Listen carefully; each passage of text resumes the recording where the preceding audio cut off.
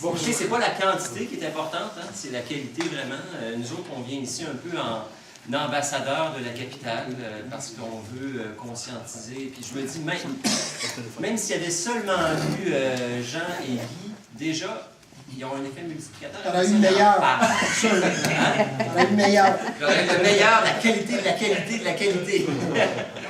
Cela dit, on a beaucoup travaillé pour faire cette présentation-là, qui accompagne le livre que vous avez ici. Puis même M. Rochelot, qui était à Québec, va être surpris parce qu'il y a des choses qu'il n'a pas vues, que j'ai ajoutées.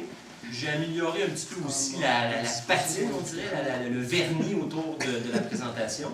Mais disons que c'est vraiment indissociable, cette présentation-là, du livre.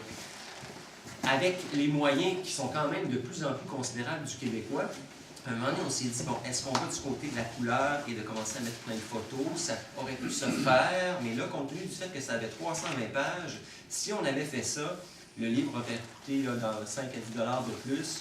Alors, on a fait le choix de dire, oui, une photo vaut 1000 mots, mais je ne pense pas que toutes les photos remplacent tous les mots. C'est-à-dire que des fois, on a vraiment besoin d'avoir le texte pour... Parce qu'il y a des choses qui ne s'illustrent pas.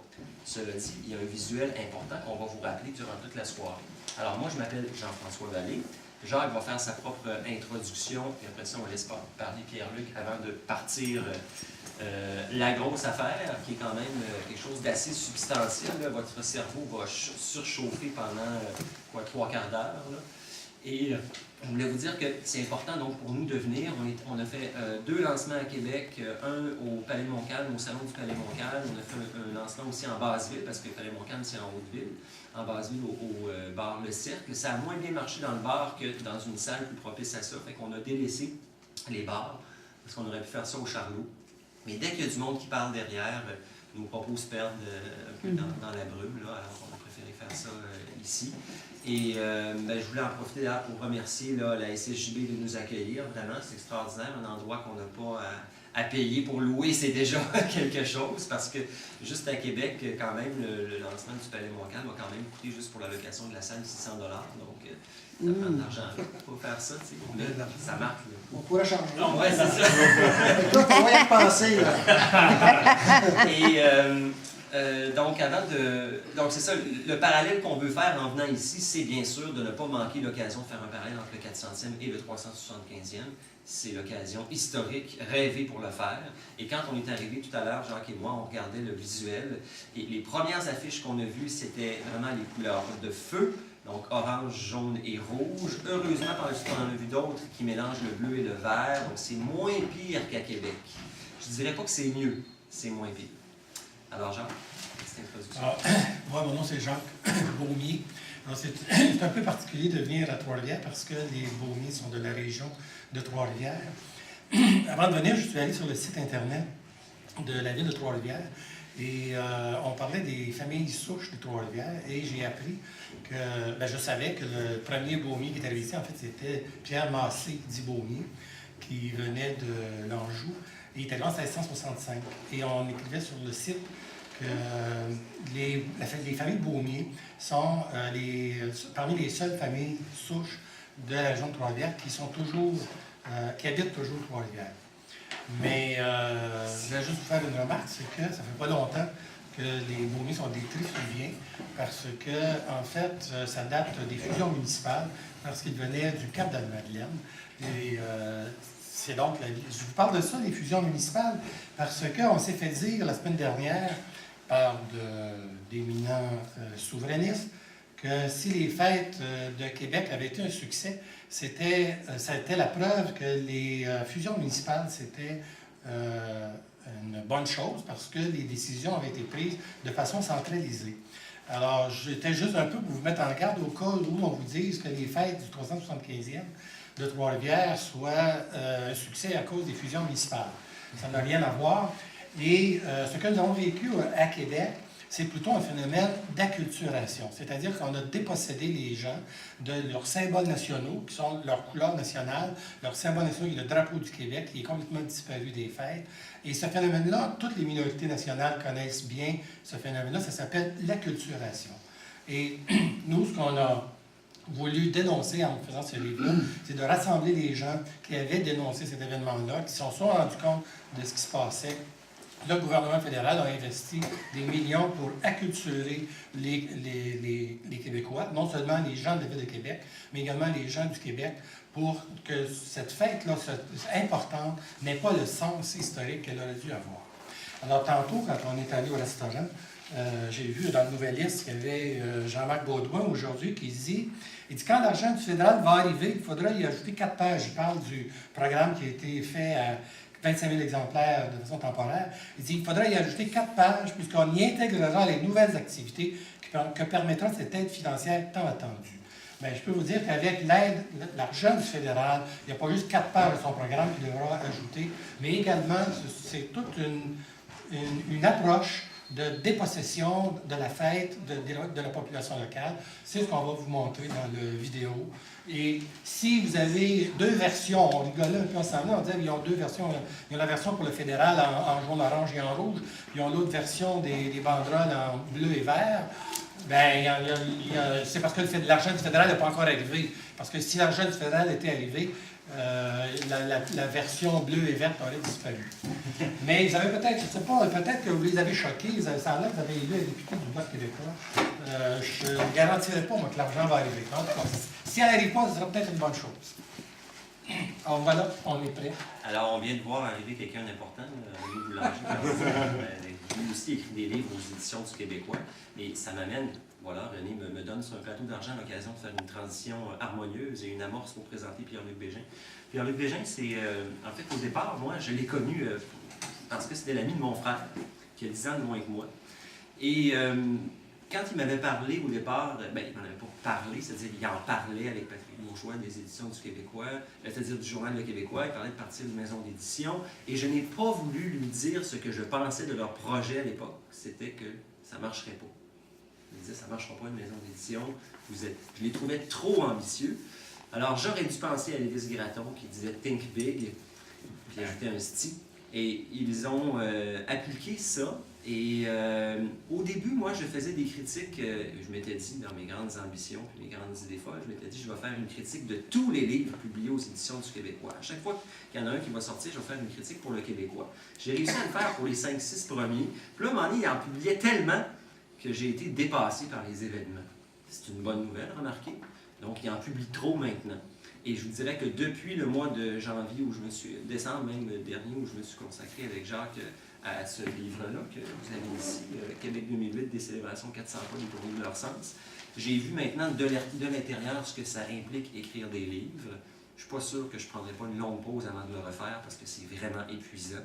Mais tout ça pour dire que grâce à des gens comme Pierre-Luc, on peut se faire publier dans des maisons d'édition qui ne sont pas de Montréal et qui, j'ai rien contre les maisons d'édition de Montréal, mais il faut qu'il y en ait aussi un peu en région. Et il est aussi très ouvert à nos caprices de débutants, hein, des délais, entre autres. Moi, j'étais quelqu'un un peu perfectionniste, alors j'étais toujours en train de renvoyer ça c'était supposé être la version finale, mais je renvoyais toujours quelque chose de plus. Puis bref, heureusement que Pierre-Luc est tolérant. Merci. Bien, écoutez, c'est un plaisir de travailler avec Jean-François puis avec Jacques. Donc, je vais vous parler rapidement des éditions du Québécois puis du projet en question, mais simplement peut-être commencer en disant, mais comme l'a souligné brièvement Jean-François, que l'organisation du Québécois, c'est pas seulement la maison d'édition. En fait, au départ, il y a un journal, le Journal Le Québécois, fondé en 2001. C'est ajouté à ça la maison d'édition. Il y a aussi notre radio Internet Québec Radio. Petite étiquette de production de CD. Là, on se lance aussi dans la production de vidéos. Donc, un certain nombre d'outils pour pouvoir répandre l'idée de la souveraineté. Du côté des livres, en effet, les publications se sont multipliées. On est rendu à plus d'une trentaine d'ouvrages, 32, je crois. Puis on a pris un bon rythme de publication. Puis, on se fait connaître de plus en plus, ce qui fait qu'on reçoit fréquemment des propositions de projets. Des auteurs nous envoient des manuscrits, nous disent bon, on a tel projet qu'on aimerait développer. Puis, ben, il y en a pour tous les goûts, mais très souvent, c'est peu intéressant. Puis, on doit faire un tri. Puis aussi, selon nos moyens, bien, des fois, on n'a pas le moyen non plus de publier 50 livres par année. Donc, il faut faire un choix. Or, quand Jean-François m'est arrivé avec cette idée, presque spontanément, en tout cas assez rapidement, j'ai dit voilà quelle bonne idée que de publier un livre qui sera un peu là, le testament de ceux qui ont tenté de faire valoir la question identitaire puis la question nationale par rapport au 400e anniversaire de Québec. Parce qu'on a passé toute une année à Québec, dans le mauvais sens du terme, vous allez très bien le voir avec la présentation de Jacques et Jean-François. C'était bien difficile de passer cette année-là en tant que souverainiste, mais aussi simplement en tant que Québécois, soucieux de son identité, puis qui ne retrouvait ni ses symboles nationaux, ni aucune trace finalement de discours historique, puis de discours identitaire. Sauf qu'on a tendance à oublier qu'il y a quand même des gens qui ont essayé d'élever la voix puis d'amener un autre discours. Puis ça, moi-même, je l'avais un peu oublié pour ne conserver le souvenir que d'une fête absolument volée par le gouvernement fédéral. Ce qui est vrai, mais ce que nous rappellent Jean-François et Jacques avec ce recueil-là, c'est qu'il y a des gens qui n'ont pas eu les tribunes qu'ils méritaient, mais qui ont quand même essayé de porter une autre parole puis de faire valoir un autre discours. Donc c'est un travail essentiel qu'ils ont mené, qu'ils ont très bien mené. Puis si j'ai permis là, de dépasser les délais, c'est qu'à chaque fois, ils ajoutaient des informations très, très pertinentes et même essentielles à propos de ça. Donc, je ne saurais trop vous inviter à vous procurer l'ouvrage. J'ai amené quelques autres ouvrages des éditions du Québécois, dont certains me paraissent particulièrement liés à l'actualité, donc au-delà du livre de Jean-François et de Jacques.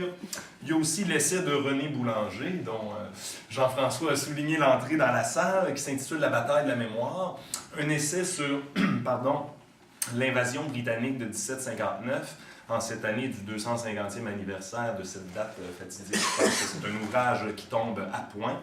Ensuite, j'ai amené, pour ceux qui s'intéressent peut-être moins à l'essai politique et davantage à la création, un scénario de Pierre Falardeau qui n'a jamais pu être porté à l'écran et qui maintenant existe sous forme de livre. Ça s'intitule La Job, donc il y a ce livre-là aussi. Et sinon, un livre de moi-même, un essai sur Michael Ignatieff, donc personnage qui est dans l'actualité, n'est-ce pas, et dont on n'est peut-être pas prêt de se débarrasser malheureusement. Pour apprendre à le connaître, bien, il y a cet essai-là qui a été rédigé par moi-même. Pour l'aspect commercial de la chose, bien, je peux vous préciser que l'ouvrage dont Jacques et Jean-François vont vous parler se vend 25 $. Normalement, ces ouvrages-ci, 20 $ pour Michael Ignatieff, 20 $ pour l'essai de René Boulanger et 15 $ pour le scénario de Pierre Falardeau. Mais à l'achat du premier livre, si vous achetez un de ces livres-là, il y aura un petit 5 $ de rabais qui s'applique. Donc, si ça vous intéresse, n'hésitez pas après la présentation à vous procurer ces ouvrages-là, en vous soulignant que toute l'organisation du Québécois est à but non lucratif, c'est-à-dire que tout l'argent que vous dépenserez, entre guillemets, dans l'achat de nos livres, puis bon, ceux qui s'abonnent au journal, etc., tout cet argent-là est investi dans l'organisation pour la développer, puis pour bien poursuivre notre combat pour l'indépendance, n'est-ce pas? Donc, je remercie. Et ce qui fait vivre Pierre-Luc, c'est l'enseignement. C'est l'enseignement, donc il faut se trouver des boulots au-delà du militantisme, et j'adore enseigner, donc c'est pas un gros sacrifice, mais nous sommes tous bénévoles, donc c'est vraiment là, pour développer l'organisation et pour la cause souverainiste que ces sous-là sont recueillis. Donc, je remercie encore une fois Jean-François, Jacques, ils nous ont une très belle, très pertinente présentation, parce que parfois c'est douloureux d'entendre les propos que vous allez voir, mais c'est très pertinent le travail qu'ils ont fait, donc merci encore. Merci Pierre-Luc. Alors, en parlant de douleur, Michel Lessard, qui est un historien bien connu, qui a fait entre autres l'Encyclopédie des Antiquités au Québec, disait à la suite du lancement du Palais Montcalm que ça avait été pour lui douloureux de revoir tout ça. Et je peux vous dire que j'ai un petit peu hâte que les lancements soient terminés. On pense peut-être en faire un à Gatineau aussi, puis peut-être à Gaspé pour le 475e. Et là, je suis content de l'avoir fait. Les gens me demandent, est-ce que tu es content d'avoir écrit ce livre-là? Ben oui, je suis content parce que l'actualité m'a forcé à écrire un livre, ce que j'aurais pas cru faire avant des années encore. Mais en même temps, j'aurais aimé que ce soit sur un sujet plus positif. C'est plate d'être celui qui dénonce, c'est plate d'être le chialeux de service, c'est plate de... Mais à un moment donné, l'indignation, il y a Cicéron qui disait, je pense que c'est Cicéron ou Juvénal, un écrivain romain qui disait « De l'indignation jaillit le ver ». Ben, c'est ça, c'est quand tu es indigné, à un moment donné, ben, tu as des formules chocs qui sortent. Puis je pense que c'est ça passé chez moi, mais j'aurais aimé ça que ce soit une autre glande, disons, qui soit sollicitée que celle-là. Parce que ça... disons que ça a fini par être lourd un petit peu. Je vais juste vous dire pour le prix aussi, étant donné que c'est 320 pages, c'est quand même très épais, puis on a eu des droits d'auteur à payer dans quelques cas. Dans bien des cas, on a eu vraiment, c'était gratuit pour les droits d'auteur, parce qu'il y a des articles là-dedans, là je ne vais pas me tromper, Journal de Québec, on a des articles. Le Devoir. Le Devoir, surtout, que nous les ont légués gratuitement. Mais les membres du groupe GESCA, dont le Nouvelliste fait partie, comme Le Soleil et la Presse, ont refusé. Pas les journalistes ont tous accepté. Ça venait d'en haut. Je dirais de très haut, pour des raisons différentes que je ne veux pas résumer ici, vous me le demanderez à la fin si ça vous intéresse, mais on voulait le souligner. C'est pour ça que vous n'avez pas les articles intégraux du Soleil et de la Presse. On a fait un résumé avec le cœur, le noyau de chacun de ces articles-là, pour qu'au moins on ait la substance. Puis c'est tant mieux parce que ça serait 400-500 pages, puis ça coûterait plus cher encore. Donc voilà. OK, alors on va y aller nous autres de façon... Nous autres, on se renvoie la balle avec les différentes vignettes, puis on ajoute des fois des petits commentaires plus incisifs ou plus informatifs simplement. Alors, je voulais simplement commencer, je vais commencer par la première, puis Jacques fera la seconde. Alors, j'ai appelé ça, le PowerPoint, un détournement sophistiqué, et ça aurait fait un bon titre pour le livre aussi. Parce que le mot sophistiqué, je suis allé chercher dans le dictionnaire ce que ça voulait dire, et ça s'applique mais parfaitement à ce qui s'est passé. C'est un détournement qui est recherché, complexe, évolué et où interviennent des techniques avancées. Parce qu'il faut comprendre que 110 millions, là, ça donne, c'est ça que Ottawa a donné à la Société du 400e pour le 400e à Québec, ça donne le moyen d'avoir... Bonjour, monsieur, bienvenue parmi nous. Vous avez le choix de l'embarras, comme disait l'autre. L'embarras du choix. Oui. Alors, 110 millions, moi, si on me donnait ça, vous pouvez être sûr que je trouverais une façon de m'entourer de gens, pas perfides, mais en tout cas de gens qui sont capables de cibler le message et de marteler ça dans la population de façon très subtile, de telle sorte que quelqu'un qui va au 400e une journée ou deux ne s'en rend même pas compte. Mais quand on est là toute l'année, on s'en rend compte, c'est ça qu'on vient vous dire. Alors voilà. Alors je tourne... On va dessus le bouton ici, là. OK. Alors ça, c'est une déclaration de Daniel Gélina, le président de la Société du 400e. J'essaie de trouver quelque chose qui n'a pas marché. J'ai de la misère pour être franc avec vous. Et je commentais en disant, c'est drôle, M. Gélina, mais nous avons trouvé plusieurs choses qui n'ont pas marché, notamment le fait que la palette de couleurs que votre organisme a endossée et utilisée excluait le bleu de la ville et celui de la capitale. Alors, vous voyez, on a un beau drapeau, nous autres, à Québec. Hein, on reconnaît les remparts de Québec. Très peu de gens, même de la capitale, ne savent que c'est leur drapeau. Et on l'a simplement tassé. On a choisi un visuel.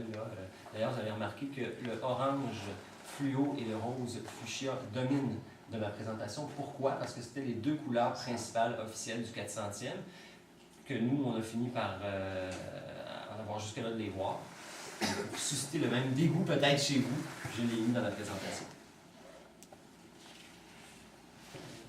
Alors ici, c'était des articles qui ont été offerts en vente dans les Canadiens Power, qui étaient offerts au public pour qu'ils puissent s'emparer des symboles du 400e. On voit que c'est orange, turquoise, vert pâle, et c'était le genre de décoration qu'on vendait pour que la population puisse s'en emparer. Je ne sais pas s'ils n'ont pas dévoilé de chiffre de vente.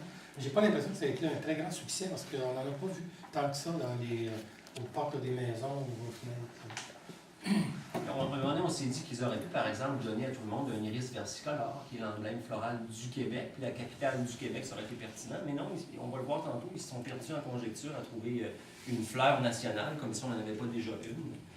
J'ai ici, si vous remarquez par rapport à la précédente, j'ai fait un gros plan sur une partie de l'étalage qui jure. Vous allez me dire, oui, il y en a du Bleu Québec en haut à droite, mais c'est ça que je suis allé dire, moi. Je l'ai dit dans une lettre dans les journaux, qui est dans le livre d'ailleurs. J'ai dit, merveilleux, on a décidé de réintégrer le bateau avec 400 qui est représenté dans les voiles et le Q bon, pour Québec, puis le château de Frontenac. Donc, c'était quand même déjà mieux. Ça s'est su en haut lieu à la Société du 400e. Le responsable, Gérard Bouchard, qui est ici, directeur de la commercialisation à la Société du 400e, a appelé Canadian Tower pour dire « Vous allez me faire retirer immédiatement ces bateaux-là. Ils n'ont aucun rapport avec notre visuel. Ils n'ont rien à faire là. Tassez-moi ça de là. » Il n'est peut-être pas dit comme ça. Là, je théâtralise la chose. Mais la la semaine d'après, il n'y en avait plus. Là. Alors, c'était pas super beau comme logo, mais c'était quand même mieux que ce qu'ils nous ont proposé. Alors, Gérard Bouchard a presque déploré le fait qu'en raison des délais, on a dit, Gérard Bouchard, en fait, c'est pas le Gérard Bouchard qu'on connaît. Non. Mais celui qui s'occupait. C'était quoi sa fonction? C'est ce que je disais dans la vignette d'avant, la commercialisation des sous-produits. Puisqu'il a dit ça comme ça très innocemment, il dit en raison des délais, on n'a pas eu le temps de faire fabriquer en Chine. Il a donc fallu travailler avec des artisans et des compagnies d'ici, si bien que beaucoup de nos produits sont québécois. Franchement. Ça n'a pas d'allure. Bon, alors c'est quand même... il fallait le dire, c'était notre responsabilité. Autre élément du visuel, j'en ai apporté ici, c'est drôle parce que c'était... Moi, je m'occupais de la fête nationale sur la rue Mirand, dans mon petit quartier. Et à un moment donné, le conseiller municipal, Jérôme Vaillancourt, il avait l'air à se sentir mal à l'aise parce qu'il était content de nous donner quelque chose, mais j'ai senti, puis j'en ai reparlé après, puis c'est exactement ça. Il nous a donné l'épinglette officielle du 400e. Ce que ça représentait, le premier logo, c'était des chevrons. C'était 3 fois le chiffre 400 avec des chevrons comme ça, dans ce sens-là, en V sur le côté. Alors j'ai appelé, j'ai dit, ça veut dire quoi? Ils ont dit, mais voyons monsieur, c'est évident, j'appelle à la société du 400e. C'est évident monsieur, ça veut dire le passé, le présent et l'avenir. Ah bon, ok. Bon, j'avais pas remarqué, là, faut le savoir. Et c'était incolore, vous pouvez la faire circuler si vous voulez, parce qu'il faut... Alors c'était ça dans le fameux logo. OK, alors toutes les citations que vous allez entendre aujourd'hui, parce que vous allez en avoir plusieurs dans la présentation, sont des citations qui sont tirées du recueil et visent à montrer qu'il n'y a pas que les membres du collectif qui ont vu très tôt clair dans le détournement identitaire qui s'annonçait. Les membres du collectif, c'est le collectif Commémoration 1608-2008 dont Jacques et moi faisions partie. On est aussi au Conseil de la souveraineté de la capitale, mais on ne peut pas dire qu'on a vraiment une noyauté de collectif. Hein? On était quand même plus nombreux que ça, et je dirais qu'on était 3 ou 4 du Conseil de la souveraineté, donc des gens de différents milieux qui étaient indignés par ça. De rajouter là-dessus, peut-être de m'aider un peu, parce qu'on a l'air d'être peut-être un peu mêlés. Nous sommes du Conseil de la souveraineté. Moi, je suis du Conseil de la souveraineté de la capitale nationale, Jean-François également. Il y a des gens de la Rive-Sud qui étaient plutôt de la SNQC. Alors, ils voulaient faire quelque chose pour le 400e. Des choses qui arrivent. Le 400e est puissant, hein? Alors, c'est ça. Alors, on a décidé de faire un collectif pour protester contre ce qui se faisait avec le 400e. Et à travers ça, après ça, il y a eu on a publié au Journal des Québécois, ce qui a fait que maintenant... Il va pas faire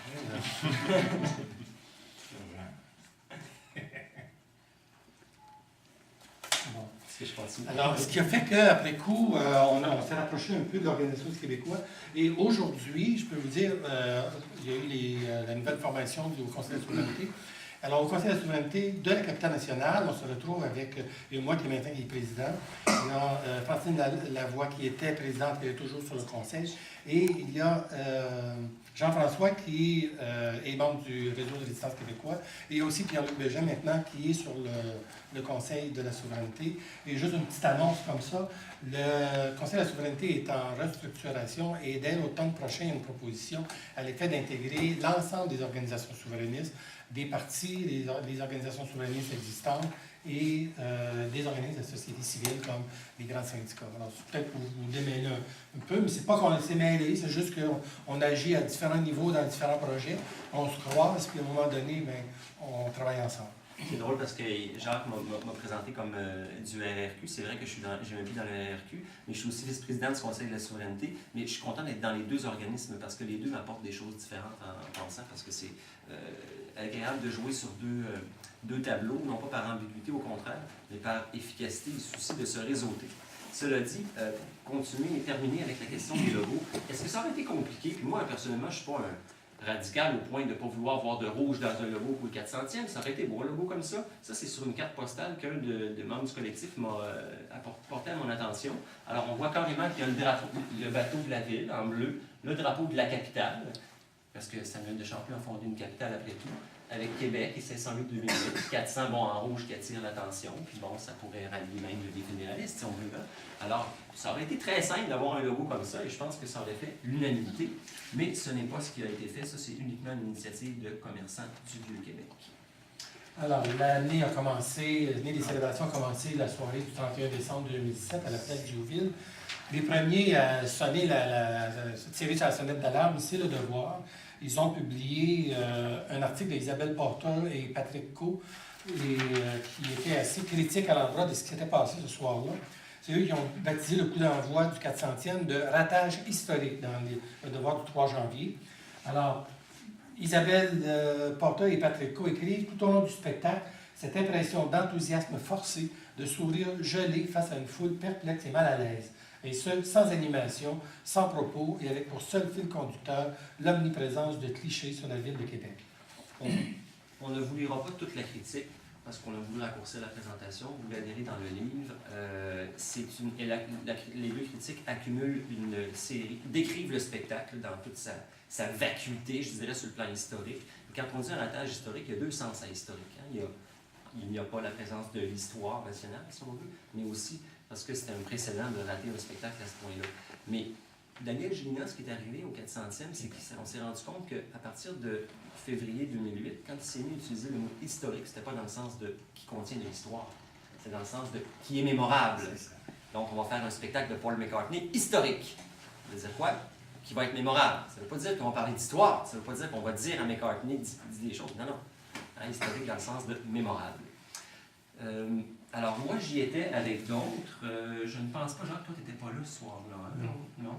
Alors, moi, je suis allé à l'époque avec, donc, entre autres, Benjamin Tessier, qui est du Réseau de résistance du Québécois. On avait fait des banderoles, en fait.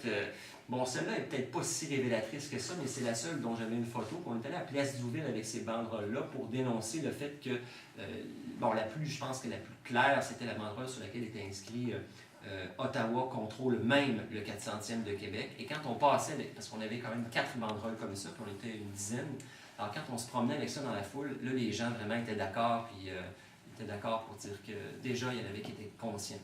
Mais on était peu à en être conscients au début, puis durant toute la fête aussi, puis jusqu'à la fin, je pense qu'on était assez peu à voir au-delà du festif. T'sais, à dire oui, on est content qu'il y ait de la fête, mais en même temps, on a le droit de dénoncer que nos symboles ne sont pas là. Robert Laplante, le directeur général de l'Action nationale, s'est indigné de ce spectacle dans son éditorial du numéro de janvier 2008. Le spectacle navrant du 31 décembre n'était pas un échec, bien au contraire. On a pu y voir là la représentation de ce que l'ordre canadien tolère qu'on soit, un vestige désincarné, ballotté entre le quétaine et le folklore, s'agitant dans le party parce qu'on lui a refusé la fête et beuglant son contentement dans une finale en anglais, achevant de dire le contraire de ce que tout cela aurait dû signifier. Ah, c'est vrai, j'avais oublié de le dire lors du lancement à Québec. La finale en anglais, là, pour ceux qui n'ont pas vu ce spectacle-là, c'est pas seulement une chanson du Pascal Picard Band le 31 décembre. Moi, j'ai trouvé ça très dur, et encore une fois, ça me fait quelque chose d'en parler aujourd'hui. C'est 1 heure de spectacle, de minuit à 1 heure. Donc, tu commences le 5e centenaire de ta nation dans le berceau de la francophonie en Amérique sur 1 heure de chansons uniquement en anglais chantées par une chanteuse francophone de Québec. C'était raide sur le système. Pas une chanson, ça ne m'aurait pas dérangé, il y en a quelques-unes, même 10-20% de chansons, mais 100%, là, c'était raide. Une citation de Blaise Pascal qui disait déjà au XVIIe siècle que le divertissement tue la pensée. C'est vrai que jusqu'à un certain point, le 400e en a été l'exemple parfait. Joseph Facal, dans sa chronique au Journal de Montréal et au Journal de Québec, La cruauté du miroir, commentait ainsi ce spectacle dans le Journal de Québec de juillet 2008. Depuis quand faut-il qu'un party ait un sens? Vous ne voulez donc pas comprendre que nous sommes ici pour nous amuser? Yo, man! Alors, seulement, c'était une ironie bien sentie ici.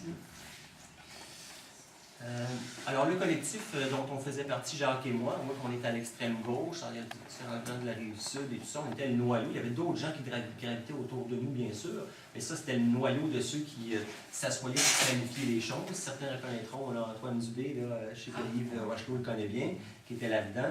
Et on essayait de dire, nous autres, il faut organiser quelque chose le 3 juillet, le jour de la Fondation de Québec, un spectacle concurrent, parce qu'on subodorait que ce qui s'en venait, c'était un spectacle qui serait multiculturel à la canadienne, si on veut. Là. Et c'est ce qui est arrivé. Alors, c'était nos fameuses banderoles, guirlandes qui nous ont été présentés. C'était sous forme de drapeau, c'était sous forme de banderole. Si vous êtes venu à Québec, vous avez vu que c'est ça qui remplaçait le fleur de lys, le drapeau fleur d'Élysée. Et bon, alors on voit les couleurs, le turquoise, l'orange, le fuchsia. Et je ne sais pas ce que j'avais à dire là-dessus. Ben, en fait, c'était simplement que c'est un arc-en-ciel de couleurs, mais dans mon livre, à moi, un arc-en-ciel, ça inclut toutes les couleurs. Et là, il y avait pas, vous allez dire qu'il n'y avait pas de rouge Ottawa non plus. Au début, il n'y en avait pas, mais plus on a avancé dans l'année, plus on s'est rendu compte que le rouge commençait un petit peu à entrer par la bande. On va le voir entre autres lors du spectacle de fermeture vers la fin. Voilà. Bon, ça, c'est les gens qui pouvaient mettre ça sur leur maison. C'est ça les couleurs.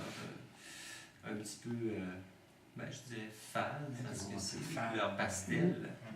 Même la commission de la capitale nationale du Québec s'est soumise au dictat des couleurs. Et là, on le voit peut-être mal, parce qu'on dirait un bleu Québec, mais quand tu es là, tu vois que c'est plus un bleu qui tire sur le turquoise. Et en tout cas, je trouvais ça un peu curieux. J'ai vu qu'ici, c'est pas le cas. Au moins, à Trois-Rivières, on voit que les publicités du gouvernement du Québec sont quand même plus franchement bleues. Voilà. Alors ça, c'était l'arrangement qui avait été préparé pour à l'entrée de la ville, l'entrée des ponts, le pont Pierre-Laporte. Ça donne une idée de l'espèce d'allure plutôt de carnaval, de célébration d'une fondation, d'une capitale nationale. C'est ça. Si on reconnaissait quelque chose dans notre... Moi, je vois rien dans notre identité là-dedans là, qui... Je veux dire, est-ce qu'on est un peuple, dans le fond, de quoi? De carnavaleux. Je pense que c'est ça qu'on peut retenir. Là. Je cherchais pas d'autre sens. Moi, je me suis promené là-dedans, d'ailleurs, avec ma petite fille de 2 ans. Là. Elle s'est amusée, elle trouvait ça le fun. C'est celle qui a le plus aimé ça à Québec, je pense. Elle s'est promenée dans la petite luge. Je sais pas trop. Bon. Alors, le saut, j'ai fait le focus là-dessus. J'ai voulu focuser pour dire que c'était le saut officiel. Oui, ça se déclinait en plusieurs couleurs, un peu comme ici. Sauf qu'il y a certaines couleurs qu'on voit plus. Et lorsque une activité recevait le saut officiel du 400e, c'était ce saut-là, rouge et orange. Et là on le voit là, qu'on n'est plus rose-rouge, ça tirait plus sur le rouge. En tout cas, là, ça commence avec le rose pas mal foncé. Alors ça, c'est assez incroyable, mais nos couleurs, on s'est rendu compte à un moment donné que c'était aussi les couleurs de la ville d'Ottawa, tout simplement. Alors, on n'a pas cherché bien loin. On a pris les couleurs que la ville d'Ottawa utilisait, le tourisme Ottawa utilisait, et on les a transposées à la ville de Québec. Alors, pour ceux qui seraient encore sceptiques, voici le dépliant que j'ai reçu 4 fois en 2008. À tous les 2-3 mois, je recevais ça dans mon courrier. Et à chaque fois, je me disais, tiens, la publicité pour le 400e. Non. Tu le vois en bas, Tourisme Ottawa. On regarde les couleurs, comment c'est présenté. Le même genre de mise en page. Vraiment, là, on aurait juré que c'est la publicité du 400e. Et voilà. Pour les sceptiques qui seront confondus. Que les touristes du plus grand carnaval d'hiver au monde se le tiennent pour dit, ce ne sera pas un défilé traditionnel, ce ne sera pas un défilé historique non plus. Ce n'est pas parce que c'est le 400e de Québec qu'on doit faire quelque chose d'historique. Alors, c'est Richard Blackburn, concepteur du défilé du carnaval de Québec. OK, là, on a un petit peu devancé, excuse-moi, c'est parce que des fois, il faut qu'on s'en tienne à notre texte. On reviendra à ça. Ce qu'il fallait dire avant, c'est que là, on est dans les couleurs, on va juste finir le visuel. Plus encore, donc, l'emblème floral qui a été retenu, ça a d'abord été, croyez-le ou non, la rose, qui est l'emblème floral de l'Angleterre. Ensuite, la tulipe, qui est l'emblème d'Ottawa. Et finalement, on a accouché d'un bouquet de fleurs du genre, pas orchidées, mais des œillets. Donc, rose, orange, vert, turquoise. Il y a un horticulteur de Québec, Larry Hodgson, là, qui fait des chroniques dans le soleil, qui avait créé ce bouquet-là. Et c'était finalement les fleurs qu'on a choisies. Alors, comme si on n'avait pas déjà soit le lys ou l'iris versicolare. Pourquoi avoir cherché si loin? Il y a aussi le fait que, autre argument, la Société du 400e s'est dissociée de la Fête nationale des Québécois, donc tu viens de Québec. Et où est-ce qu'il est? Jean qui me disait que c'est la même chose pour vous ici cette année. De la même manière, les grands événements et les événements associés comme le Carnaval de Québec et le Festival d'été n'ont revêtu aucune dimension historique ou nationale spéciale pour l'occasion. Et c'était là qu'on visait la citation de Richard Blackburn. Et il le disait, mais vraiment avec une, tu sais, genre, écœurez-moi pas avec la dimension historique. C'est pas parce que c'est le 400e qu'on va faire quelque chose de spécial. Alors, quand est-ce qu'on va faire quelque chose de spécial? Quand nous serons morts, mon frère. Ah oui. Alors, notre anthologie, on a souligné aussi que le détournement identitaire n'a pas été pris, ne s'en est pas pris qu'au symbole québécois, mais aussi au symbole acadien. En 2004, et ça, je pense que c'est important de souligner ça ici. Moi, j'ai vécu 8 ans au Nouveau-Brunswick avant d'arriver à Québec en 2005. Et je savais ce qui s'en venait parce que ce que le gouvernement fédéral a fait à Québec en 2008, il avait essayé de le faire en 2004. On avait essayé de détourner la fête. Ils n'ont pas réussi parce que, une raison fort simple, c'est les élections de décembre 2003 où Jean Chrétien, c'est Paul Martin qui prend le pouvoir. Il débarque chez le COPS du patrimoine canadien et ces choses qui étaient dans Louis Hébert, qui est devenu la ministre du patrimoine canadien. Hélène Chérard. Hélène Chérard, c'est ça. Alors, les Acadiens, il y avait Robert Thibault qui était un partisan de Paul Martin. Et lui, il a fait changer les choses pour que les Acadiens puissent célébrer leur fête comme ils l'entendaient. Mais toute le projet était déjà là de détourner les fêtes acadiennes de leur but. Et ça, moi j'ai fait un petit peu de recherche là-dedans, j'ai publié un article dans l'Action nationale, et ça remonte, le plus long que j'ai pu remonter, c'est 1999, donc on est juste 4 ans après le référendum, et le gouvernement fédéral, et tout ça, c'est le résultat de la réaction du gouvernement fédéral à leur grande peur du référendum de 1995. Ils ont décidé de prendre en main les célébrations historiques, la gestion du patrimoine et la mise en valeur du patrimoine. Et c'est depuis ce temps-là qu'on voit apparaître un peu partout des plaques commémoratives des vétérans de la Deuxième Guerre mondiale, de toutes sortes de choses qui viennent cacher la véritable sens des lieux historiques. Alors, dans le cas de l'Acadie, en 2004, à l'occasion du 400e de la Fondation de l'Acadie, leur symbole fut aussi récupéré quand il n'était pas carrément caché. Alors là, les Acadiens n'ont pas pu intervenir, c'est à l'ambassade du Canada à Paris. Le gouvernement fédéral a donné 20 millions à l'ambassade du Canada à Paris pour marquer le 400e anniversaire de fondation de l'Acadie. Et ils ont fait un symbole, voici ce qui est le symbole, c'est Canada-France 1604-2004, avec comme logo, imaginez donc, c'est pas une cage à homard qu'il y a là, c'est la tour du Sienne. Et le mot acadien, la réalité acadienne est totalement disparue. Alors ça, c'était pour souligner les relations harmonieuses entre le Canada et la France depuis 1604. Et c'est bien sûr que cette année aussi, probablement, le fédéral va vouloir souligner les relations harmonieuses entre l'Angleterre et la France. Vous êtes scandalisé comme nous, j'imagine. J'ai ajouté une autre vignette. Plus encore, le gouvernement du Nouveau-Brunswick a lui aussi mis son épaule à la roue pour éviter que les Acadiens ne soient trop visibles à Québec, parce que le 15 août 2008, c'était la fête. Le 15 août, vous savez, chaque année, c'est la fête nationale des Acadiens. Et à Québec, c'était fêté de manière par un tintamarre acadien. Vous savez, cette espèce de défilé où ils font du bruit pour rappeler aux anglophones qu'ils ne sont pas encore morts. Voilà, jour de leur fête nationale. Le gouvernement du Nouveau-Brunswick, ça c'est une citation de Jean-Marie Nadeau, qui était à l'époque chroniqueur à l'Acadie Nouvelle. Il est maintenant président de la Société des Acadiens du Nouveau-Brunswick. Le gouvernement du Nouveau-Brunswick semble avoir aussi tout fait pour occulter d'une certaine manière l'appellation acadienne à l'organisation des fêtes, des activités de la fête nationale des Acadiens à Québec. On couchait autant le drapeau du Nouveau-Brunswick que le drapeau acadien. Il paraît qu'on ne devait pas trop utiliser du Bonne Fête de l'Acadie dans les activités officielles. Alors, l'idée, c'était pas d'ouvrir une trop longue parenthèse sur l'Acadie, c'était juste que vous ayez conscience, comme nous, que c'est un projet global. Depuis le référendum de 95, et bravo aux éditions du Québécois, toujours avec le Québécois, de le marteler sans cesse, le 400e, c'est un épiphénomène, pour citer. Épiphénomène, c'était Falardeau qui avait pris ce mot-là. Donc, c'est quoi dans le fond? C'est que c'est juste une des nombreuses manifestations de la récupération identitaire qui est en cours, travail de SAC constant depuis 95. Et moi, quand Jacques, c'est ça, l'apport inestimable de Jacques au livre et à ma prise de conscience personnelle aussi, ça a été direct. Là. Il m'a un petit peu dit, sors ton livre du 400e de Québec, puis regarde ce qui s'est passé en Acadie. Là, j'ai dit, ah oui, puis là, tu te mets à faire des liens. Puis c'est pour ça que c'est important qu'on vienne vous voir, parce que c'est 1604-2004, donc 2004-2008, il y a 2009 ici, il y a Gaspé aussi, puis il va en avoir d'autres dans l'année. On a 250e de la conquête à Québec aussi. OK, on est rendu à la question historique.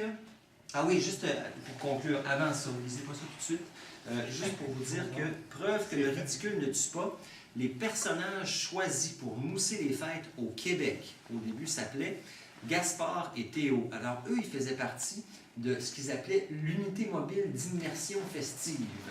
Alors, ils se promenaient dans les différents arrondissements de la ville, puis il y avait deux personnages, là, pas habillés en Champlain du tout, là. Ça s'appelait Gaspard et Théo, donc ce qu'ils portaient comme vêtements, là, ça n'avait rien à voir avec absolument rien qui caractérise les Québécois. Et à un moment donné, il y a des journalistes qui se sont moqués de ça, puis là, ils les ont cachés. Sauf qu'en France, ça continuait. Et là, en France, les deux personnages qui nous représentaient, si je vous laissais sans chance de les trouver, vous ne le trouveriez pas. Ils s'appelaient Orange et Ketchup. C'était ça qui représentait le Québec en France. Alors, et si vous ne me croyez pas, vous consulterez l'historien Gaston Deschênes, c'est lui qui nous a fait prendre conscience de ça. Et c'est un peu comme ce qu'ils ont fait avec l'Acadie, c'est que quand ça se passe... Hein? T'aimes pas ça, le ketchup? Ah oui, c'est ça, il faudrait être fier de ça. C'est un peu Oh oui, j'aime ça. rouge.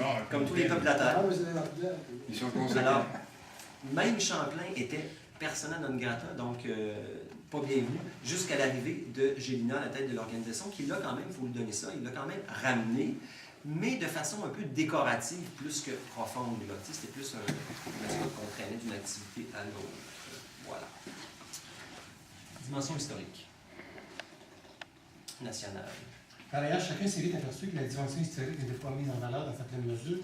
On a aussi volontairement occulté la part française de notre histoire sous le fait que cet aspect n'était pas assez festif. Et... Vas-y, as-tu quelque chose à dire aussi, ça? Parce que je vois une phrase ici, je ne sais pas où placer. C'est parce que il faut dire qu'on a vécu quand même un alignement des astres assez particulier à Québec pour célébrer le 400e.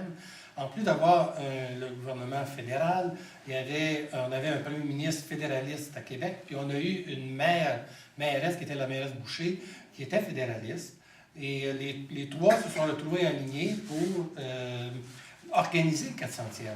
Alors, c'est bien entendu qu'on a eu ce qu'on s'attendait. Mais je trouve que ça nous amène à une leçon. Moi, en tout cas, c'est la leçon que je retire. Je trouve qu'au Québec, on a surtout en vient de temps fait célébrer la fête nationale. On fait toujours attention pour être bien respectueux à l'égard des fédéralistes en disant c'est pas une fête politique, il faut que ce soit une fête où les fédéralistes se sentent intégrés également. Mais quand ils sont au pouvoir, on voit que ce qu'ils font des symboles nationaux, et ça ne les intéresse, ce n'est pas leur symbole. Ils les ont carrément écartés, rejetés, sans aucune espèce de remords. Alors, il me semble que ça nous donne une indication de où va leur allégeance identitaire. Je suis bien d'accord avec ça. Alors, l'historien Gaston Deschênes commentait en janvier 2008, parce que lui, il est à la tête, c'est-à-dire il a un blog aux éditions du Septentrion notamment, et il commente l'actualité historique à Québec. Et il disait comment la Société du 400e a-t-elle pu négliger le fondateur de la ville dans sa programmation initiale? Pour lui, c'est un mystère aussi profond que celui du tombeau Champlain. On ne l'a pas encore trouvé. Absent du pavoisement, absent de la minuscule section historique du site Internet, pratiquement absent dans les produits dérivés et dans les produits imprimés. Alors, c'est quand même un peu étonnant quand on parle du fondateur. Je ne sais pas si on va faire ça avec la violette ici, mais si jamais on commence à penser à le faire, bien, ce sera à vous de réagir et de ne pas laisser faire ça. Par contre, à Ottawa, Champlain, lui, était pourtant mis en valeur. On n'avait pas peur de le mettre en. Ottawa, eux, ils savent quoi faire et quand le faire. Dans son blog du 3 juin 2008, Gaston Deschênes affirmait que le Canada qui existe aujourd'hui comme État de type fédéral a été créé en 1867. On a assez fêté en 1967 pour s'en souvenir. Il rappelait aussi que ne pas impliquer les sociétés d'histoire dans le 400e anniversaire de leur ville n'est pas la façon la plus honorable de passer à l'histoire. Il disait ça dans une chronique qui s'appelle « Le sens de la fête ». Et je pourrais vous dire que ce qu'il y a de neuf dans le dossier, c'est que pour l'instant, cette année, pour le 13 septembre 1759, donc la fameuse commémoration de la bataille des Plaines, les sociétés d'histoire ont décidé de faire quelque chose au cimetière où les 1053 soldats sont inhumés, là, au cimetière de l'hôpital de Québec. Donc, je pense pas qu'ils vont se laisser faire deux fois. L'éditorialiste du Devoir, Bernard Descoteaux, dans son éditorial des Industries de l'Âge du Canada, rappelait le 2 juillet que si le Canada avait 400 ans, la fête du Canada serait donc le 3 juillet et non pas le 1er juillet. Mais il n'en était pas à une contradiction près. Hein, ils sont un peu enfargés dans leur menterie historique. Ah oui, parce que depuis la conquête, là, depuis qu'on fête le 250e cette année, là, ça a l'air que c'est ça la fondation du Canada. Tu sais, ça change selon les Il y a plusieurs fondations. Bientôt, on va fêter le Canada tous les jours de l'année. Une date aléatoire. Bernard Landry, finalement, ancien premier ministre du Québec, maintenant chroniqueur au Journal de Montréal, dénonçait en janvier 2009, donc après la fête, il a attendu que ça soit terminé pour faire un constat peut-être plus fort encore.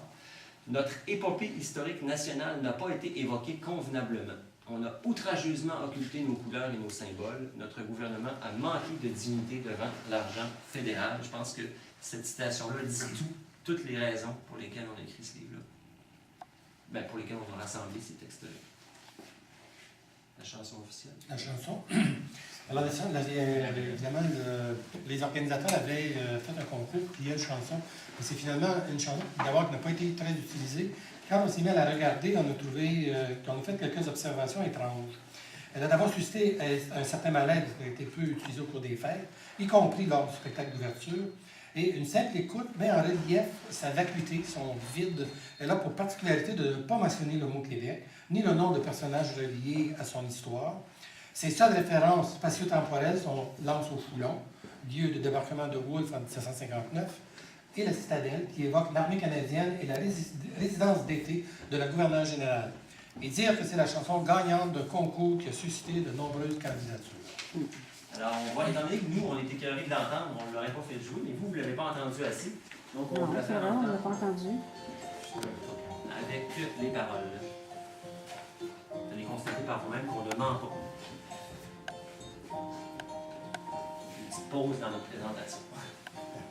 J'ai tant d'histoires à raconter, des grands bateaux, des conquérants, de la tourmente, de la beauté, et des cœurs fous de liberté, défiant le vent. J'ai tant d'histoires à raconter, L'Anse au Foulon, la Citadelle, 400 hivers, autant d'été, et le désir d'être plus belle, défiant le temps. J'ai la mémoire de mes rivages et l'ambition d'un continent.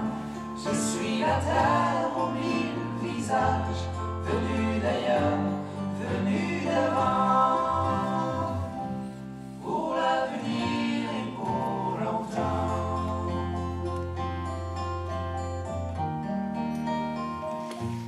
J'ai tant d'histoires pour l'avenir, je vous entends les raconter, des aventures à plus finir, des héros fous de liberté,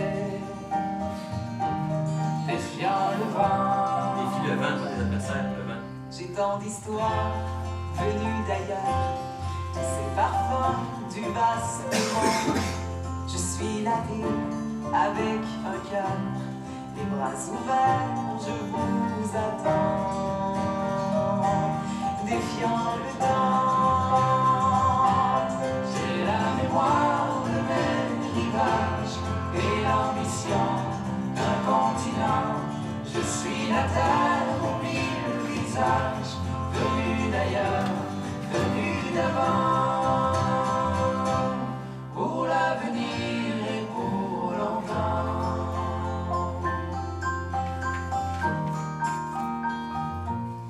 J'ai tant d'histoires à raconter, de grandes victoires, de grandes défaites, mais j'ai le sang de la fierté. J'ai tant d'histoires dans ma tête et tant d'amour à vous donner. J'ai la mémoire de mes rivages et l'ambition d'un continent. Je suis la terre aux mille visages, venu d'ailleurs, venu d'avant. J'ai la mémoire de mes rivages et l'ambition d'un continent. Je suis Québec aux mille visages, venu d'ailleurs, venu d'avant, pour l'avenir et pour longtemps, pour l'avenir de vos enfants.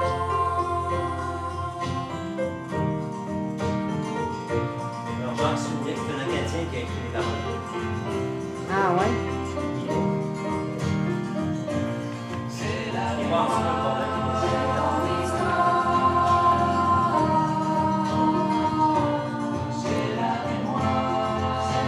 Bon, on va arrêter. Mais en fait, si vous enlevez l'anse au foulon, le citadelle, vous pourriez la recycler. Exactement, pour n'importe... Ben oui. Il y en a une qui ressemble à celui-ci. Ouais, Alors, la qui veut question rien qu'il dire. faut se poser devant des œuvres comme celle-là, ce n'est pas autant est-ce que, bon, la qualité de la prose, bien sûr, et tout ça, c'est pas nécessairement ce qu'on dit autant que ce qu'on ne dit pas, premièrement. Puis dans ce qu'on dit aussi, il faut se demander, est-ce que, par exemple, un fédéraliste du gouvernement fédéral serait à l'aise avec la chanson? Si la réponse, c'est qu'il serait à l'aise à 100% et qu'il n'y aurait aucun mot à changer, je pense que c'est le cas. Je pense que cette Ah, ben oui, chanson ça est fait vraiment d'allure. consensuelle pour un fédéraliste, ça c'est clair. Alors, les exclus du 400e, en contrepartie, il y a eu des gens qui ont proposé des beaux projets, il y a eu des gens qui ont fait des belles choses et ils ont été carrément exclus. Ça, on en a des preuves et c'est ce qu'on veut aborder maintenant. Alors, la Grande Vague, par exemple, est une œuvre monumentale de 2 mètres par 10, composée de 400 livres scellés commémorant les 400 noms des familles pionnières venues de France pour s'installer à Québec et pailleurs au Québec, et il y a 4 siècles. Alors, on a une image de ça. Quand je lui ai dit s'installer à Québec, c'est pour dire vraiment que c'était une œuvre qui était pertinente pour la ville de Québec. C'était les familles souches de la ville. Ah, ok, je comprends. Ouais. C'est ça. Alors, Marc Lincourt, c'est un artiste québécois, donc né à Terrebonne en 1944, qui partage sa vie maintenant entre Montréal et Paris depuis 1999. Alors, dans le contexte où à Québec, pendant 1 an, il n'y a aucune exposition d'envergure qui est venue rappeler notre passé français. On est quand même 97% de ville francophone au Québec. Alors, il n'y a aucune exposition qui est venue rappeler ça. Alors, il y a une volonté de le banaliser. Alors, on aurait pu dire, bon, déjà, le fait qu'on n'en parle pas, c'est pas acceptable. Mais en plus, le fait que des gens qui proposent d'en parler se font refuser, je veux dire, c'est une œuvre superbe, là. Alors, qu'est-ce qu'il a dit? Je vais faire lire à Jacques, qu'est-ce qu'il a dit, M. Lincourt? Alors, il dit, je cherche des partenaires pour faire venir l'œuvre au Québec. À ce jour, elle sera accueillie à la Grande Bibliothèque de Montréal à l'automne 2009 et au Musée de la Côte-Nord à Sept-Îles début 2010. Nous attendons une réponse imminente du Musée des Beaux-Arts d'Ottawa, mais rien à Québec. Nous trouvons cela hallucinant. Alors, l'art de noyer le poisson. Gaston Deschênes, c'est bien de conclure avec des historiens quand même qui sont compétents en la matière, qui ont de la crédibilité.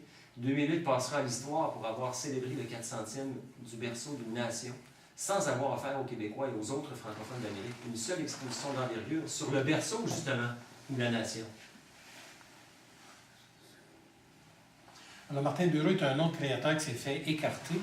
Dans son cas, ça a été un peu connu parce que ça a fait des remue, du remue-ménage un peu. Martin Bureau est considéré comme un des mêmes dominants de sa génération. Il fait carrière depuis plus de 10 ans en art visuel. Né en 1972 à Saint-Hubert dans Port-Neuf, c'est à Saint-Jean de l'Île d'Orléans qu'il a établi son atelier et il est représenté par la galerie Lacerte à Québec et la galerie Orange à Montréal. Alors lui, ce que Martin Bureau avait fait, c'était qu'il avait participé à un concours et il avait produit une bouche d'égout. On est rendu là? Oui. Oui. Parfait. J'y vais, OK. Alors, l'artiste résume sa démarche comme ça. C'est parce que, bon, c'est un concours, oui, de bouche d'égout. Donc, il appelle ça, c'est un art international. Il appelle ça le Man-Owned Culture Art. C'est le principe de dire, on prend le mobilier urbain, banal, puis on le débanalise en faisant des œuvres d'art avec ce qui en est pas, en fait. Et donc, il a participé, un des 10 participants. Puis lui, il résumait sa démarche créatrice en disant « Je considère que le geste de peindre ou de filmer est une action sociale et politique. Je m'intéresse particulièrement aux notions de pouvoir, de surveillance et de contrôle. » Et cette œuvre, refusée par le 400e, s'inscrivait dans le cadre de concours. Voilà. Alors voilà la bouche d'égout. Il a pris une pièce de 25 cents et il les a mis superposées l'une sur l'autre, ce qui donnait la reine avec un panache de caribou. Aviez-vous vu cette œuvre-là? Non. Non? Non. Alors, à gauche, c'est écrit Québec, 1759-2009. Il voulait souligner l'absurdité qu'on soit représenté par Michael Jean. Aussi belle soit-elle, c'est quand même absurde que ce soit le représentant de la reine qui lance les fêtes du 400e en France. Et il y a marqué quart de pièce, P-I-A-S-S-E. Ah. Donc, c'était volontairement provocateur. Et la fonderie qui devait la couler a refusé et Quand c'est rendu qu'on fait la promotion de Québec en France avec la représentante de la couronne britannique, je ne crois pas que c'est une raison de se réjouir. Martin Bureau était venu à notre lancement à Québec, d'ailleurs, présenter lui-même son œuvre. Alors, c'est ça, donc, c'est ce que disait Jacques. Jugeant le message de Martin Bureau trop politique, la Ville de Québec et la fonderie Louis Sainte-Croix-Lobinière ont refusé de procéder au coulage de cette bouche d'égout, qu'on peut maintenant voir, heureusement, quand même, à l'entrée de l'exposition. C'est arrivé près de chez vous, sur 40 artistes contemporains de la Ville de Québec. Donc, on a pu la voir donc, après 2008, au Musée national des Beaux-Arts. La fleur de lys maintenant. Autre registre suspect. La fleur de lys elle-même a été rejetée. Gaston Deschênes disait une rose comme emblème de Québec.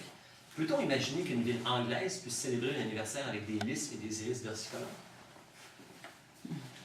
Poser la question, c'est d'y répondre, hein, comme disent. Alors, tu vas avec.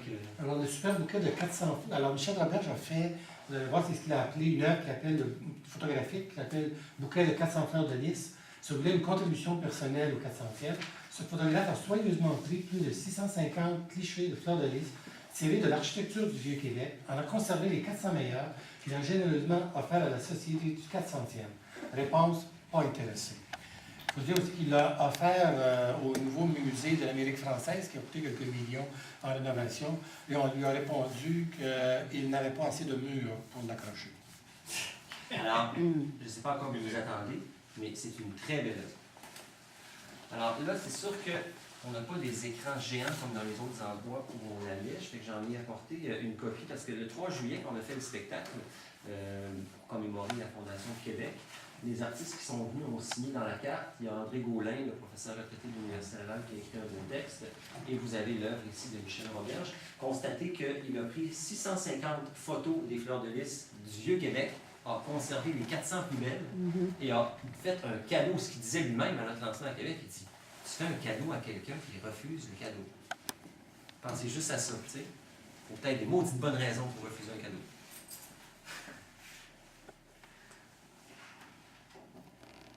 Alors, je peux peut-être l'expliquer celle-là parce que j'en ai, c'est moi qui ai fait le petit résumé de où est-ce que c'est? Ah non, on n'est pas rendu là. Il faut lire ce qu'on dit sur Michel Roberge.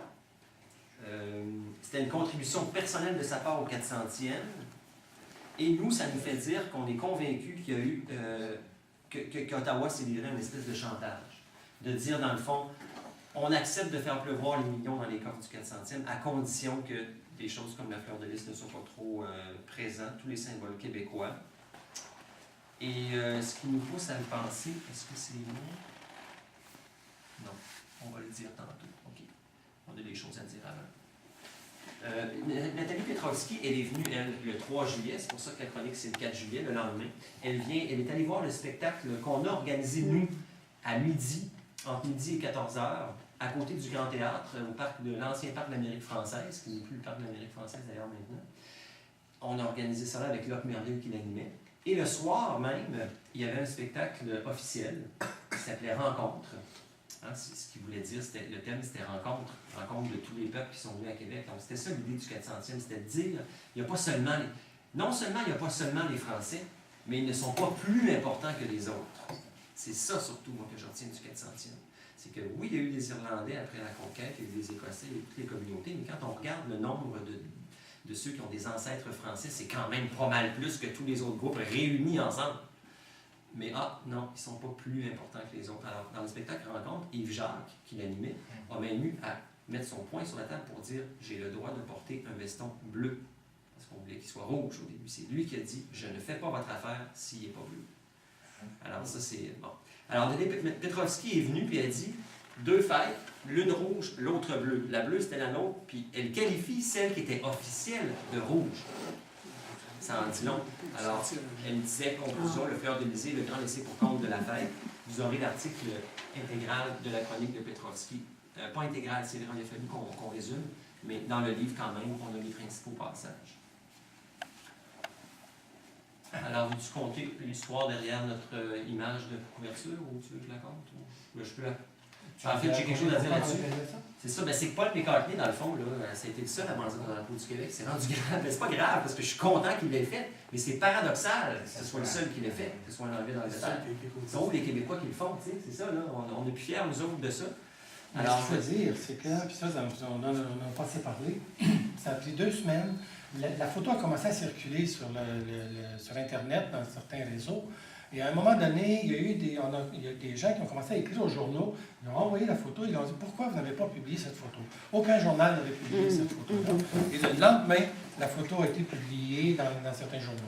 Alors, il y a eu vraiment un boycott systématique de cette photographie-là. Ici, là, elle a été modifiée par le graphiste, mais certains d'entre vous l'ont probablement vu, cette photo-là qui a circulé massivement. Et c'était sûrement la photo du spectacle, mais elle a été carrément écartée. Mais c'est vrai qu'il y avait de tard dans le spectacle, beaucoup de photographes de journaux avaient quitté les lieux. Donc ça explique pourquoi il y en a eu moins quand même, mais ça n'aurait pas empêché quand même d'en diffuser. Nous, on a fait faire un dessin à un dessinateur pour le reproduire, c'était moins compliqué. Alors on s'est demandé, finalement, y a-t-il une entente mutuelle d'exclusion des signes nationaux québécois et canadiens? Puisque les gens nous disaient, souvent ce qu'on nous disait, on se disait, il n'y a pas de bleu Québec. On disait, ouais, mais t'as pas de rouge Canada, fait que tais-toi, tu sais, ta gueule, tu sais. Et puis on a fini par douter de nous-mêmes. Alors, mais quand je vous ai dit que durant l'année, ça s'est précisé, c'est que si tel était le cas, on peut dire qu'elle était à sens unique, elle n'était pas mutuelle, l'entente. Parce que les signes québécois l'ont été, mais pas les signes canadiens, ce que confirme la feuille d'érable assortie des oriflammes du 400e frappée par la monnaie royale canadienne et offerte à tous les dignitaires étrangers. Là, on le voit, la feuille d'érable avec le logo du 400e, alors que l'équivalent du gouvernement du Québec, disons, aurait été carrément impensable. Une fleur de lys avec l'oriflamme du 400e. En tout cas, je ne l'ai pas vu nulle part et personne du collectif non plus, puis on est des gens qui avons scruté ça à la loupe, je peux vous le dire. Une chose qu'on n'a jamais mentionnée, qui est assez intéressante, c'est que c'est tellement vrai que c'était planifié par le gouvernement fédéral que la Société des alcools du Québec, je ne sais pas si vous avez frappé, mais comme eux ne faisaient pas partie de l'organisation de la fête, ils ont sorti leur propre slogan et c'était « Célébrons nos racines ». Et ils ont été les seuls à sortir ce slogan-là parce qu'ils se sont retrouvés comme en dehors du parapluie du gouvernement fédéral. Heureusement, certains artistes québécois nous ont consolé quelque peu de notre peine de n'avoir pas pu admirer nos symboles nationaux pendant 365 longues journées. C'est le cas de Raymond Lévesque qui, le 3 juillet, nous a fait découvrir son « Je me souviens » sur l'air du Haut-Canada, en disant qu'il fallait... C'était à nous, cet hymne-là, on le récupère, on garde la musicalité, la mélodie de Calixa-la-Vallée, et on l'enquébécoise à l'occasion du 3 juillet, jour anniversaire de la Fondation de Québec. Peut-être une petite anecdote croustillante. Savez-vous pourquoi Calixa-la-Vallée s'appelle Calixa? Parce qu'il n'y a personne d'autre qui s'appelle Calixa dans l'histoire du Québec, c'est le seul. Parce qu'il s'appelait Calixte. Il était écœuré de se faire agacer parce que c'est proche du sacre qu'on connaît. Alors il a changé de nom. C'est pour ça que c'est pas Calixte, c'est Calixa. Alors, on pourrait la chanter, on peut peut-être éviter de le faire. Ça n'a pas été en disqué. Hein? Alors, c'est sur l'air du Haut-Canada, donc « Je me souviens des hommes courageux », etc. Donc, vous connaissez l'air. Alors, sachez que Raymond Lévesque a déjà un hymne en québécoisé, si jamais vous voulez l'utiliser dans un contexte ou un autre. Alors, je vous laisse le temps de lire « La croissance de Terre Nouvelle, œuvre de nos aïeux, et je veux demeurer fidèle à cet héritage généreux. » Le refrain, c'est « Je me souviens et défendrai ma langue et mon pays. » Et défendrai ma langue et mon pays. Ben, c'est le même air. Pour que les miens puissent voir l'avenir d'un gai chemin sans crainte de périr, que mes fils poursuivent leur vie, libérés du souci de combattre pour leur patrie et d'être toujours en sursis. Voilà. Alors, ça pensait un petit peu nos douleurs et nos plaies. Alors, on achève. Il nous reste à Le 3 juillet 2008, l'historien Michel Descamps a rappelé non seulement qu'Ottawa possédait 40% du territoire du Vieux-Québec, mais aussi que depuis le référendum de 1995, il en avait profité pour étudier la hauteur des morts et la taille des drapeaux du Canada qui y flottent. Conséquence, il n'est plus possible de prendre une photo de Québec à partir de Lévis sans voir d'immenses unifoliés dominer la scène. Exemple frappant.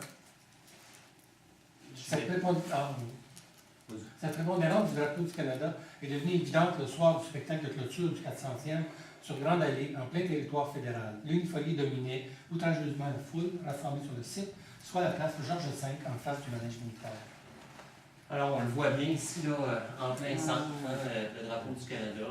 C'est sûr qu'on n'aurait pas le droit en héraldique de mettre 3 drapeaux sur le même bois, celui de la Ville de Québec, du Québec et du Canada. De toute façon, le Canada aurait été au-dessus, hein, comme d'habitude et comme toujours. On aurait pu, par contre, mettre des bois temporaires, hein, avec, pour une fois, là, un petit peu... non, ça a été vraiment là, le drapeau du Canada. Donc, la présence fédérale à Québec, elle a été frappante cette année-là. Et avant de passer à ça, on aurait dû vous mentionner, parce qu'on a dit qu'un photographe avait été victime de censure, un artiste dans le domaine des arts visuels qui a fait la beauté. Et également, le premier qu'on a dit, c'était quoi? On avait 3. On avait un troisième. Ah, la Grande Vague de Marc Lincourt, donc artiste visuel aussi. Mais il y a également un dramaturge, le père de Sébastien Ricard, qui joue actuellement le rôle de Dédé Fortin dans le film sur Dédé Fortin, c'est Sébastien Ricard. Son père, André Ricard, depuis 30 ans, travaille sur une trilogie qui porte sur la ville de Québec. C'était la trilogie de Québec. Et ça a été refusé par le 400e. Mais je vous lis, vous allez comprendre pourquoi. Alors, André Ricard, il nous dit lui-même que les 3 pièces de sa trilogie montrent un peuple en marche vers sa maturité et cherchant à assumer son destin. Mais la règle d'or du 400e, Monseigneur de Laval ou Marie de l'Incarnation, si inoffensif, oui, pas de problème. Les Papineaux, non. Hein, c'est intéressant, on est sur la rue Papineau en ce moment. Il fallait taire le rappel des luttes qu'a mené le peuple pour se pourvoir des leviers susceptibles de le tirer de la misère pour lui permettre l'accès à la modernité. Alors, entre vous et moi, la corde de bois, il y a un projet qui est dans l'air de monter cette pièce-là le 13 septembre. Ce n'est pas confirmé, mais ce serait intéressant qu'elle soit montée parce qu'elle le mérite. OK. Sauter. Oui, il y a une question. Dans les projets refusés, là, il y a Denis Couillard, hein, qui est descendant d'une des vieilles familles, Guillaume Couillard, qui avait, en tout cas, piloté ou s'est impliqué dans un immense projet de généalogie, si je ne me trompe pas, et qui a été refusé. Et ça aurait fait un froid, parce que lui, il était vraiment corps et âme là-dedans, à ce que j'ai lu. Et ça a fait un froid appuyé et Charest, qui ne l'a pas appuyé. Oui. Ça commence à être un gros morceau, là. On dirait que vous avez lu le livre. Parce qu'on en parle dans le livre. Ah, ben, de Philippe il Couillard. faudrait être mentionné dans les projets refusés. Ah oui, dans ce sens-là, oui. Parce que lui, il allait aux racines, hein, c'était... Mais même Mais il aurait été en position Même la de France. l'imposer son projet, là, tu sais. Oui, mais c'est c'est lui-même. la ligne de encore. parti. Ah, c'est bien un échec. Ça veut dire qu'il y avait une volonté Ah ouais, ailleurs. Hein, ça illustre bien les fautes. C'est ça.